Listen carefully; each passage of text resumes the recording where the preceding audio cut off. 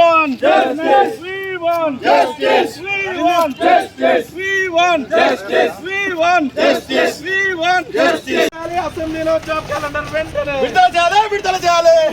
Notification వెంటనే విడుదల చేయాలి. జాబ్ నోటిఫికేషన్ వెంటనే విడుదల చేయాలి.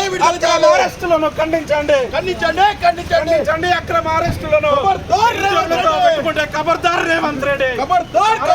ఉద్యమాలు అంచలేరు. అరెస్టులతో ఉద్యమాలను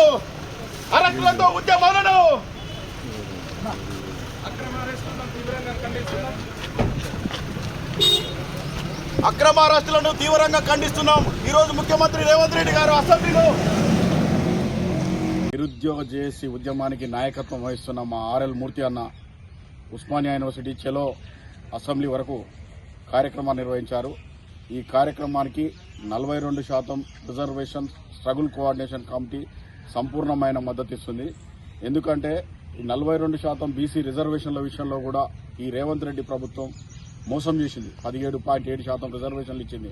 42% ఇస్తా అని చెప్పి 17.7% ఇచ్చింది. అట్లే కాకుండా నిరుద్యోగులకు ఆ ఎన్నికల మేనిఫెస్టోలో రేవంత్ రెడ్డి గారు నిరుద్యోగులకు అధికారంలోకి రాగానే 2 లక్షల ఉద్యోగాలు ఇస్తా అని చెప్పిండు రేవంత్ రెడ్డి గారు. ఆ 2 లక్షల ఉద్యోగాలలో తనిచ్చిన ఉద్యోగాలు 12,000 ఉద్యోగాలు మాత్రమే. గత ప్రభుత్వం ఇచ్చినటువంటి నోటిఫికేషన్లో నియామక పత్రాలే ఇచ్చాడు. 2 లక్షల ఉద్యోగాలు ఇవ్వలేదు. 42% రిజర్వేషన్లను బీసీలకు ఇవ్వలేదు. దీంతో 4,20,000 ఉద్యోగాలు సీట్లు కోల్పోయిన పరిస్థితి బీసీలకు జరిగింది. రేవంత్ రెడ్డి గారికి గుర్తు నిరుద్యోగులతో పెట్టుకుంటే బీసీలతో పెట్టుకుంటే తెలుసు. తానే దగ్గరుండి చూసిండు. గత ప్రభుత్వంలో కేసీఆర్ గారు నిరుద్యోగులతో పెట్టుకున్నందుకే అధికారాన్ని కోల్పోయాడు.